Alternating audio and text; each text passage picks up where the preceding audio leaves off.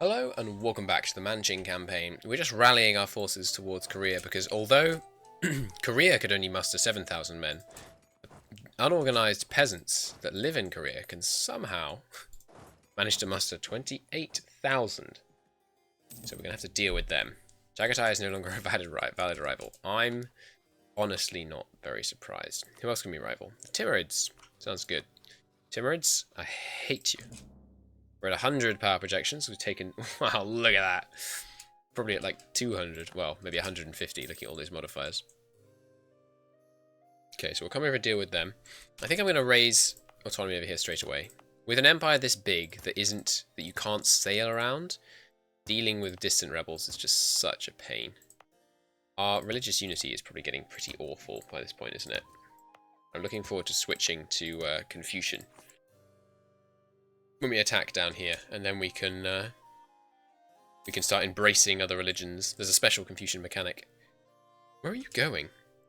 You're Korean separatists. Where are you going?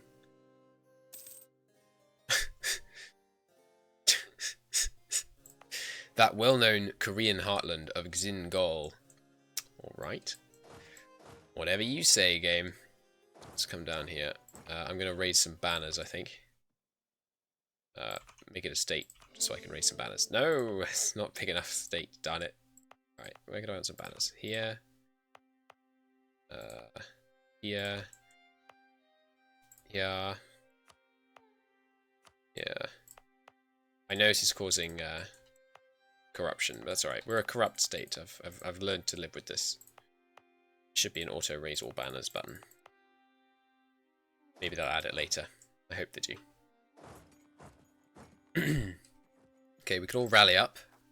Without cause. Did I not raise this area? No, I did raise it. Core it for some reason. But this one. Oh, that one I didn't raise. There we go. Nice. Tea imports. Unacceptable. No tea imports. Mercantilism for life. Let's go down here. Rally up down here. Why on earth did they march north? Anyone who knows, please tell me. I thought they sieged down their cores as a priority. Another one missing cores. Ah, that one, right. Go on, Ming. Go on, Ming. Walk through them and kill them by accident, please. Ming does not like me, do they? Look, they've got all these troops on my border. I should probably be intimidated. They've got their mandate back. That's what I was going to do. I was going to check the new disaster for Ming. In fact, I'm going to do that right now, because that's going to become very important very soon, when hopefully wrest our independence from these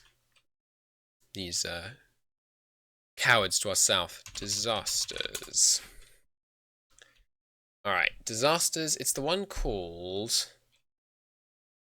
What's it called? Unguarded Nomadic Frontier. That's it. Okay, so the Emperor of China has to have a without a current ongoing, has to have a neighbour who's a steppe horde with 300 development who's not a subject, without a truce with China, and without an alliance with China. And they get +1 every month. If they're at war with the horde and losing by 10%, they get plus 1.5. If they're at war with the horde and losing by 25%, they get +3. And those normally stack. So that would be plus 6.5. 6.5, I cannot add. 5.5. If they're winning by 25% against the horde, they get -3 progress. Okay, and if it happens, they lose 2 stability. And they get -10% land morale and 25% more liberty desire, and they get -0.3 monthly mandate progress.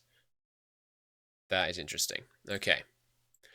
So if we can have them not at war with us just for a little while, they're going to really suffer. Do you reckon we can take 26 on... what have we got here? Probably 20? They've no general. And we've got all cav. I reckon we can take them. Is there a river crossing here? No. Let's get them. What's combat width at the moment? Combat width is 22, so they're only going to flank us a little bit. And we've got the horde bonus. Yeah, get absolutely annihilated. Glorious victory. Okay. You guys can siege that. You guys can come down here and siege all these. Nice. Okay, speed 5 while we're at peace. Full core that one. We've got all the states that we can have at the moment. Okay, I'm going to take out a loan. Which I seems counterintuitive, because we've been desperately trying to get rid of loans all this time. But I want to embrace this institution. I want it now. We now need to, without unpausing, we need to immediately take these techs so we don't accidentally go over on monarch points and have them all get deleted. There we go. Loads of tech. Awesome. Almost invented the cannon already. Which is going to make our armies very powerful. Ming already has it, sadly. Do I want to start converting? I don't particularly. Should I start working on trying to convert? No, I don't want to convert to Confucian until after I've killed Ming. Because being Tengri lets me have these 100% cav armies, which are just crazy good. Let's drop the maintenance. Wow, 5.7 ducats a month. That's so good. What does embracing Renaissance actually give you? 5% development cost, 5% construction cost. That's pretty good. Oh yeah, that was the reason I wanted to take colonialism, so we could potentially spawn the institution. Yeah, go on, let's take colonialism. Spawning the institution would be really good fun. In order to spawn the institution, let me just check what you have to do for that. Have to be in Asia, Africa, or Europe. Ah, you have to have a port in your capital. That's annoying. That is annoying. So we can't spawn it at the moment. We'd need to move our capital.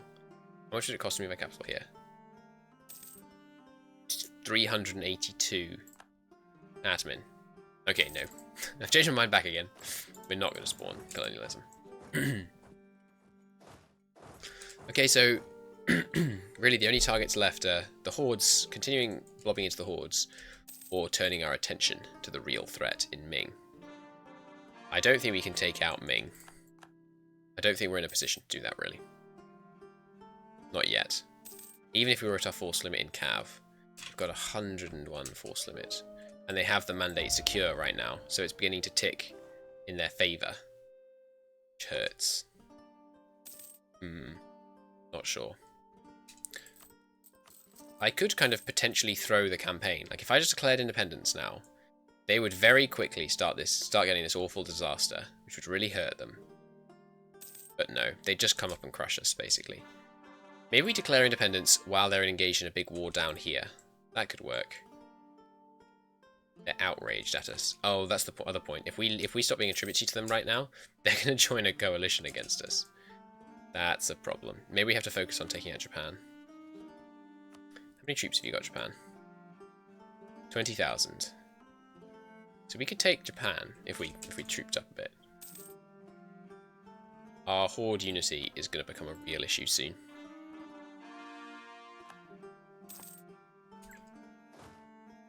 Where's a good high supply area to stand? There seems good. Okay, yep, we're going to send them tribute. What can we do? What can we do? What can we do? Finish claiming these guys. I'm not actually building up in there. Let's do that now. What do Ming's actual reforms actually do? It doesn't tell you? It doesn't tell you the ones that have already happened. Okay. 5% trade efficiency plus 1 diplomat. That's pretty good. Monthly autonomy change. That's good. 10% less corporation cost. Very nice. Ooh, plus 1 admin power. Wow, that's really good.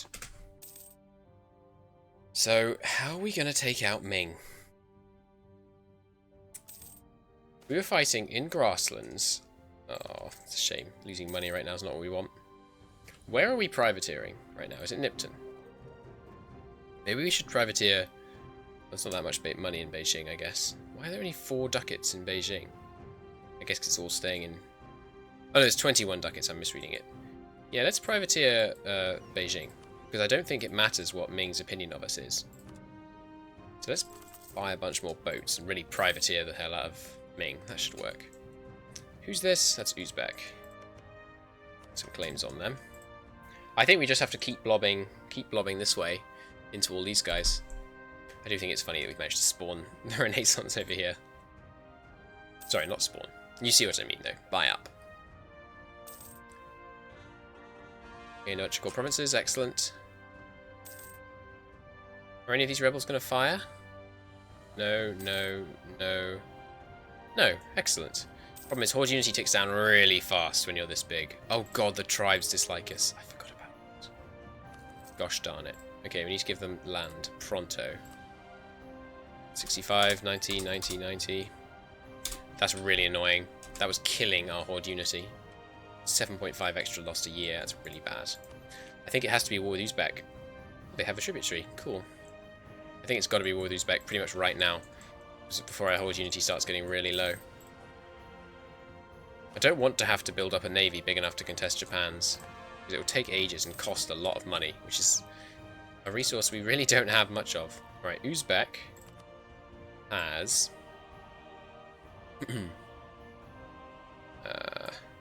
13,000 men. Shouldn't be a problem, they've no allies. Tributaries don't get defensive calls when the leader is attacked.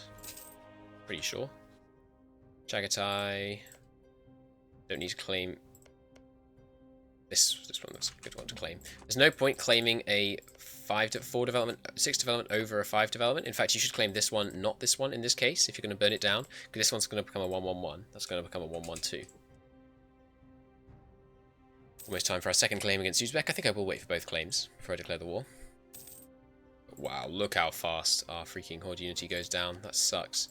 There's national ideas. Let's... Do we take exploration? We could colonize all this, which is, you know, close, nice. I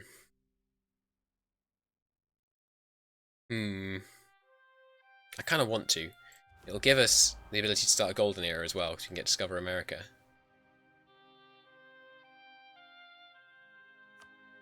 Or we could take Humanist, which would help with the aggressive expansion a lot, so benevolence. And idea cost goes down, so it's a good long-term decision. I think Humanist could be really good. Tolerance of heathens would help too. Influence is a good go-to. Religious has been nerfed, unfortunately. Deus Volt's now at the end. I used to take Religious and just take Deus Volt at the beginning and nothing else. I think we shouldn't take an admin idea group, really, since we're most behind on admin. Well, and Diplo. But you can't really afford to take a military one. It's tricky. It's tricky. I think it's got to be a military one. I think I'm going to go back to aristocratic for that Cav combat ability. Taking a military idea group first is controversial. I'm going to focus military to help out. How many loans have I got? Just one. I think we could afford to take a couple more advisors. Get those monarch points coming in at a more acceptable rate. Ooh, Bashkiria. Bashkiria. Don't often see them. Muscovy is really doing well this game. Not going to ally us, probably. We might be able to get an alliance out of them. Let's raise the maintenance. Look at that. Freaking maintenance cost, man. So if you look at the maintenance cost differences, it's crazy. So 0.4 for them, 0.13 for them. So it's more than double. It's a very, very expensive playstyle to go full cav, but it's extremely effective. Fabricate there. Call the diplomat. Oh, we died. 461. Not the best. Having just taken a aristocratic idea group. Maybe we switch it up.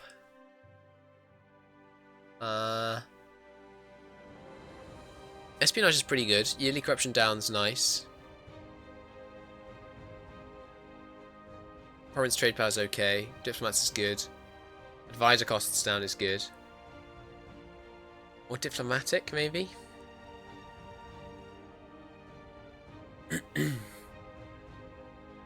Or we could revert back to exploration.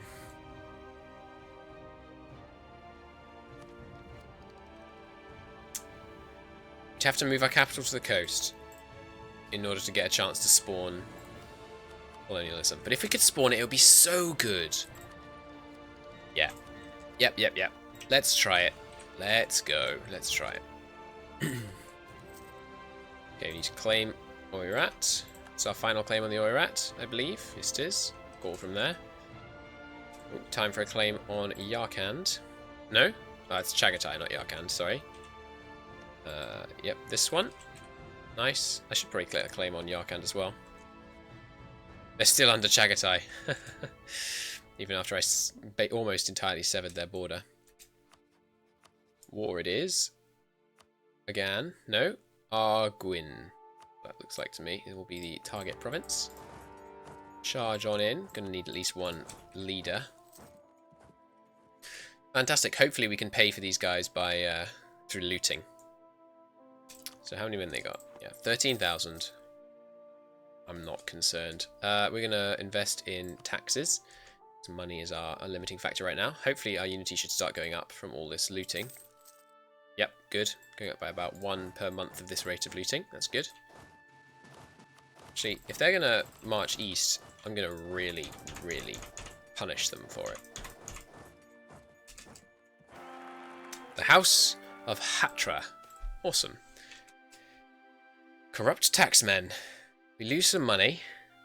Or investigate immediately. Some money. Very nice rounded heir. Extremely good. Extremely good Queen Regent. Or weak claim. That's terrible. That's truly terrible. We're going to have to go to war and do a lot of looting immediately after he comes into power, just to prove to everyone that he is a true horse lord. No, wait. That's CK2, sorry.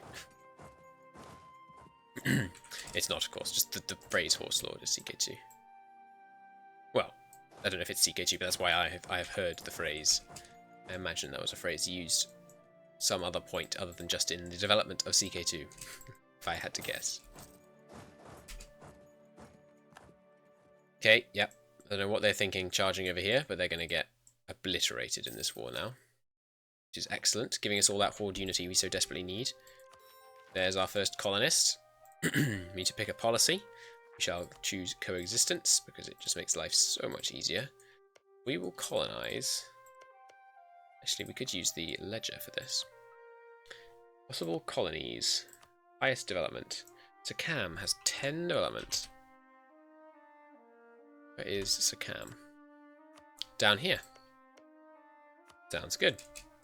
Colonize Taiwan. Nice.